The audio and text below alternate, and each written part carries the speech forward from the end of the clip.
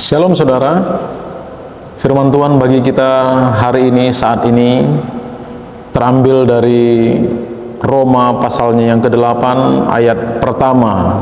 Roma 8 ayat 1, begini firman Tuhan. Demikianlah sekarang tidak ada penghukuman bagi mereka yang ada di dalam Kristus Yesus.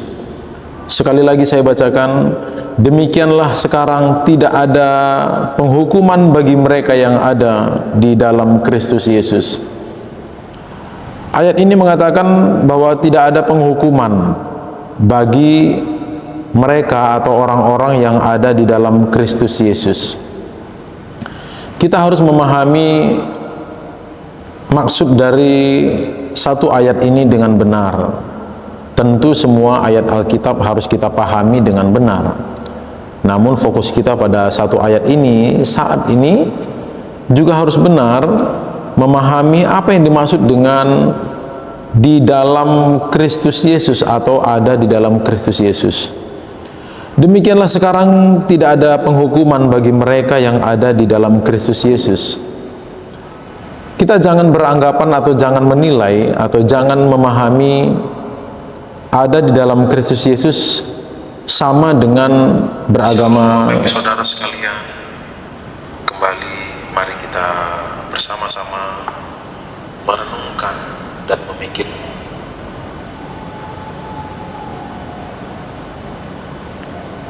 Kita jangan memahami perkataan ada di dalam Kristus Yesus sebagai beragama Kristen. Jangan kita memahaminya sebagai memiliki atau memeluk agama Kristen, atau jangan pula kita menyamakan pengertian frasa ada di dalam Kristus Yesus ini dengan sudah pergi ke gereja, sudah pelayanan bahkan, ya.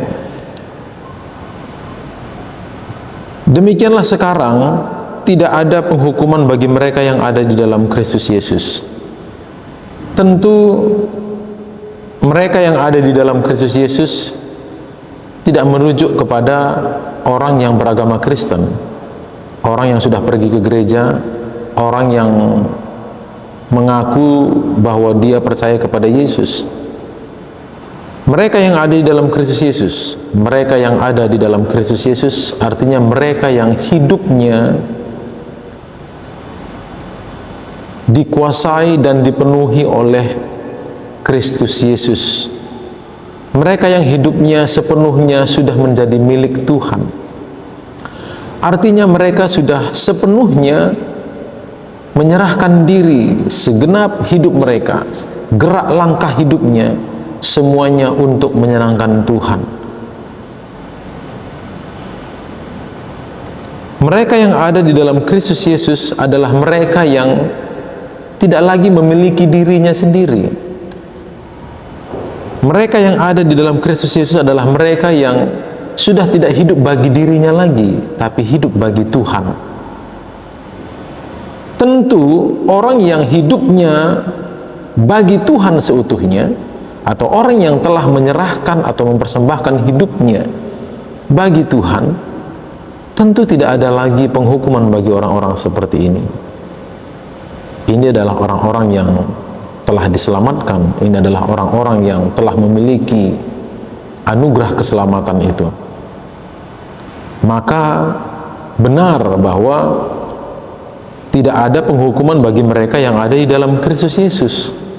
Kalau kita mengartikan atau memahami ada di dalam Kristus Yesus sebagai sebatas beragama Kristen, sudah pergi ke gereja, pertanyaan saya, apakah orang-orang yang sudah pergi ke gereja, apakah semua orang yang beragama Kristen pasti selamat? Apakah mereka yang sudah pergi ke gereja, sudah pelayanan bahkan, apakah mereka semua bisa kita pastikan sudah menyerahkan hidup sepenuhnya bagi Tuhan? Bukankah kita bisa menemukan dalam kehidupan sehari-hari ada orang-orang Kristen yang jahat, ada orang-orang Kristen yang manipulatif, ada orang-orang Kristen yang merugikan, ada orang-orang Kristen yang sungguh tidak hidup seperti Kristus. Ke gereja sih ke gereja, pelayanan sih pelayanan, salib, kalung salib gede-gede, ya, besar-besar, anting salib, kalung salib, tato salib, ya, bahkan bajunya bernuansa Kristen, semua pakaiannya, barangkali rumah juga, mungkin dia tinggal di gereja juga bahkan, ya. Namun bukan mereka yang dimaksud dengan orang yang ada di dalam Kristus Yesus. Orang yang ada di dalam Kristus Yesus adalah orang yang sudah mempersembahkan segenap hidupnya bagi Tuhan. Artinya dia tidak lagi hidup bagi dirinya sendiri, tapi hidup bagi Tuhan. Maka bagi orang itu, bagi orang yang ada di dalam Kristus Yesus itu, sudah tidak ada penghukuman lagi. Ini adalah orang yang pasti selamat. Mari kita benar-benar memastikan bahwa kita adalah orang-orang yang ada di dalam Kristus Yesus, bukan orang-orang yang ada di dalam gereja, tapi ada di dalam Kristus Yesus. Bukan berarti kita tidak perlu ke gereja. Orang-orang yang menyerahkan diri kepada Tuhan, orang-orang yang hidupnya bagi Tuhan, pasti ia juga terlibat aktif dalam pelayanan di gereja. Tuhan berkati. Shalom.